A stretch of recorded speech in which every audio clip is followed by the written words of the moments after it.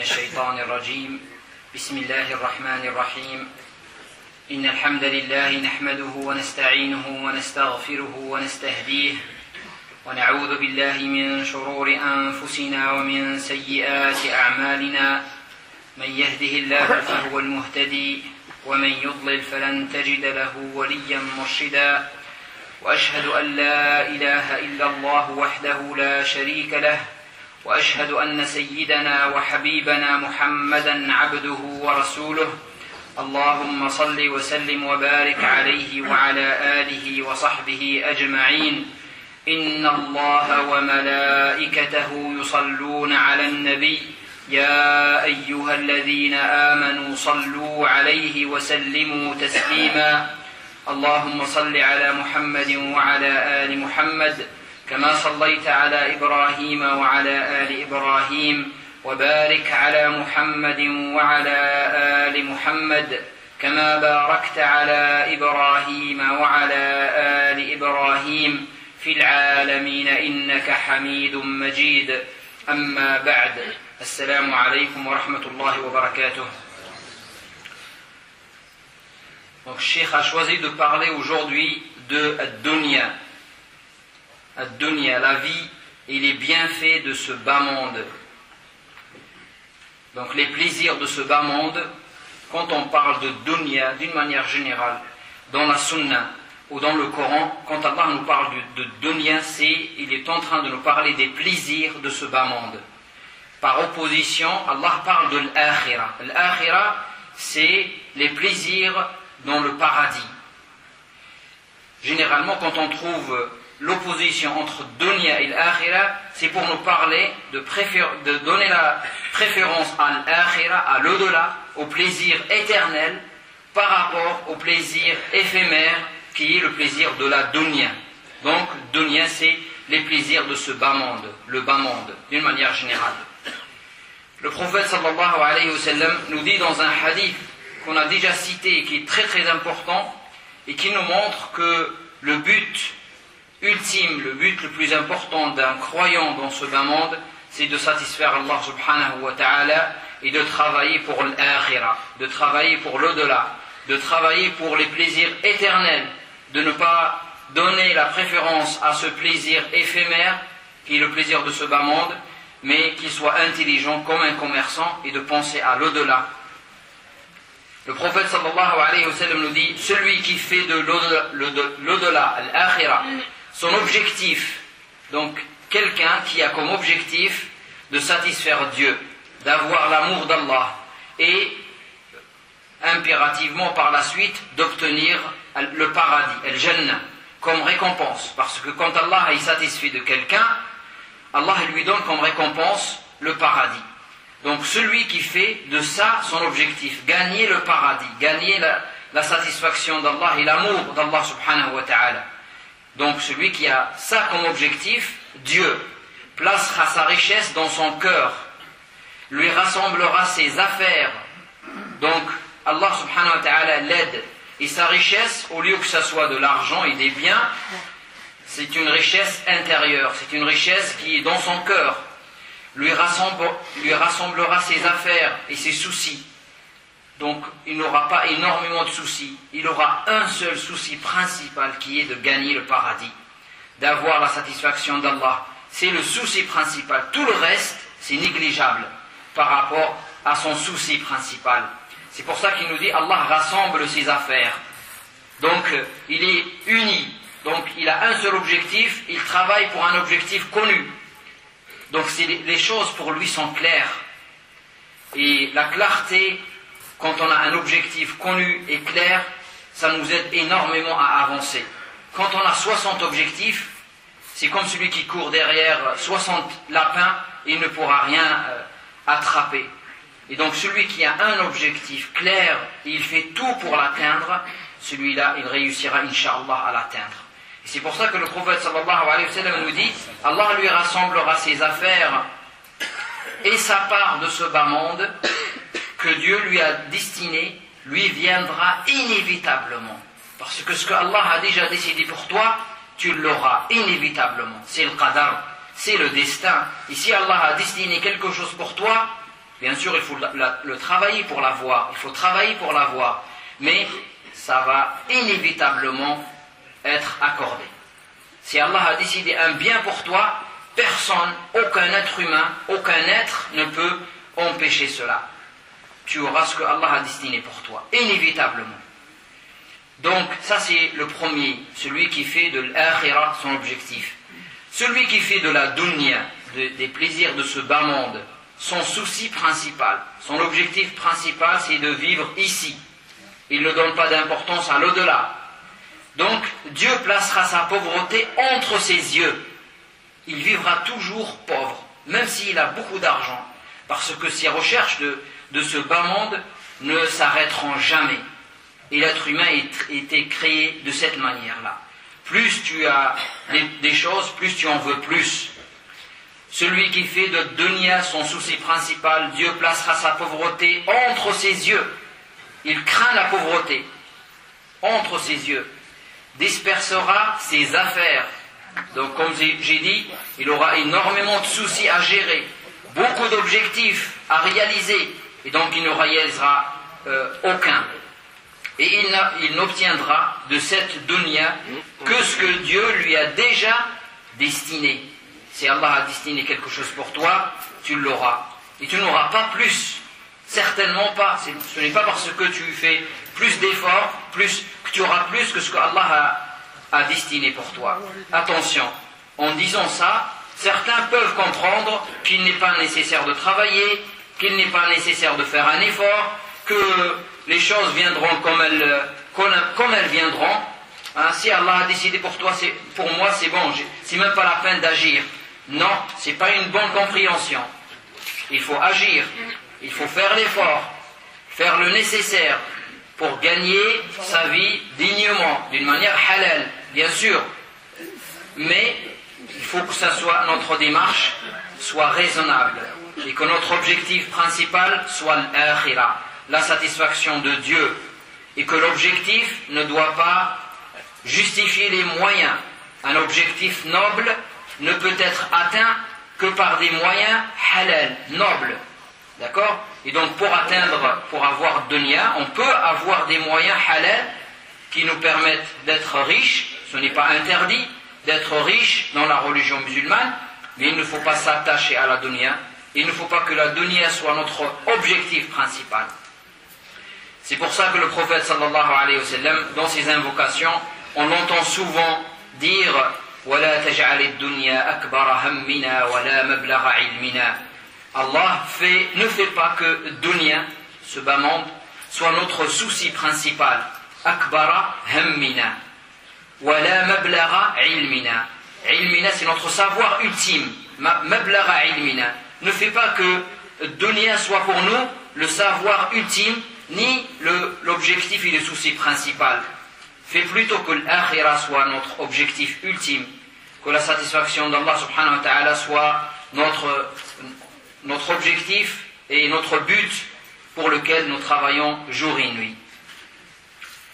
Le prophète sallallahu alayhi wa sallam nous dit dans un hadith, la dunya est délicieuse et attirante.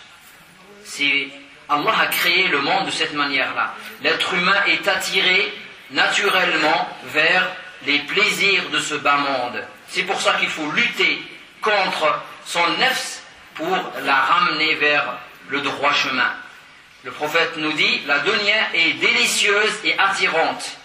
Allah vous la donne comme dépôt, comme test, comme épreuve. Allah nous donne ce bas monde, les plaisirs de ce bas monde comme épreuve, comme dépôt, pour voir ce que vous en faites. Prenez garde à la dunya et prenez garde à la tentation des femmes. La première tentation des fils d'Israël était les femmes, nous dit le prophète sallallahu alayhi wa sallam. C'est une manière, c'est un aspect de l'attirance de dunya, c'est la tentation des femmes pour les hommes et la tentation des hommes pour les femmes, bien sûr. C'est pareil. Et donc le prophète sallallahu alayhi wa sallam nous donne ce conseil, attention, faites attention, dunya elle est délicieuse, elle est attirante, vous devez faire attention. Et le prophète sallallahu alayhi wa sallam nous dit dans hadith, un autre hadith, que le paradis est entouré par les difficultés et l'enfer est entouré par les plaisirs. C'est-à-dire, c'est les plaisirs qui vont nous amener vers l'enfer, mais pour atteindre le paradis, il faut faire des efforts parce qu'il y a des difficultés autour du paradis et il y a des plaisirs autour de l'enfer, comme nous dit le prophète sallallahu alayhi wa sallam dans un hadith. حفت الجنة بالشهوات حفت الجنة بالمكاره وحفت النار بالشهوات. Allah subhanahu wa ta'ala nous dit, les hommes sont irrésistiblement attirés dans leur passion trompeuse par les femmes, les enfants, les biens de l'or et de l'argent, les chevaux de race, les troupeaux et les champs. C'est là une jouissance éphémère de la vie d'ici-bas, mais c'est auprès d'Allah que se trouve le meilleur séjour. Et aujourd'hui c'est pareil, les hommes d'une manière générale, avec un grand H, les hommes et les femmes sont irrésistiblement attirés par les passions de ce bas monde, par les belles voitures, par les belles maisons, par l'or, par l'argent, par avoir des biens de ce bas monde. Et c'est naturel, mais il faut que l'objectif principal ne soit pas celui-là, mais l'au-delà. Et que si on a des moyens, il faut que ces moyens soient utilisés pour la satisfaction d'Allah subhanahu wa ta'ala. Il nous dit subhanahu wa ta'ala, en vérité nous avons fait de ce qui existe sur la terre une parure pour elle, une parure pour la terre, des bonnes choses, afin de mettre à l'épreuve les hommes et reconnaître ceux d'entre eux qui effectuent les œuvres les plus salutaires. Donc toute cette dunya, tout ce qu'il y a sur terre est fait pour éprouver l'être humain et voir ce qu'il fait dans ce bas monde. Est-ce qu'il va préférer la dunya, les choses éphémères de ce bas monde, il leur donner plus d'importance, ou est-ce qu'il va préférer l'au-delà et la satisfaction d'Allah, même s'il a les choses de ce bas monde dans sa main? La dunya, on peut l'avoir dans la main, mais il ne faut pas qu'elle rentre dans le cœur. Quand la dunya rentre dans le cœur, elle le corrompt complètement. Mais quand la dunya reste dans la main, c'est une bonne chose. Ni'mal malu salih lil abdi salih. Nous dit le prophète sallallahu alayhi wa sallam, quel bienfait l'argent halal pour un musulman, un croyant pieux. Donc l'argent peut rester dans la main, doit rester dans la main, et ne doit pas pénétrer dans le cœur. Quand la dunya pénètre dans le cœur, pour la gagner, tu feras le halal et le haram. Mais quand la dunya reste dans la main, c'est toi qui la manipules, et tu ne te laisses pas manipuler par la dunya. Voilà ce que le prophète sallallahu alayhi wa sallam nous demande. Voilà ce que Allah subhanahu wa ta'ala nous demande de faire. Alors quiconque se sera conduit en rebelle, nous dit le Coran, celui qui dépassera les limites pour gagner de l'argent, il ne fait plus attention au halal ni au haram, préfère la vie d'ici-bas, aura en vérité l'enfer pour refuge, tandis que celui qui, redoutant de comparaître devant son Seigneur, aura dompté ses passions. Dompter ses passions, c'est-à-dire que c'est un travail, c'est pas juste comme ça qu'on va avoir une distance par rapport à la dunya. Il faut vraiment faire un effort sur soi-même, dompter ses passions. Aura dompté ses passions, c'est le paradis qui constituera son séjour, Inch'Allah. Voilà ce que Allah subhanahu wa ta'ala nous dit. Allah nous dit encore que celui qui cherche la récompense de ce monde sache que cette récompense et celle de la vie future sont entre les mains du Seigneur, qui sait tout et entend tout.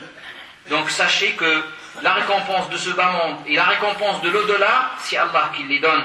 Et Allah les donnera à ceux qui l'aiment, bien sûr, surtout la vie future.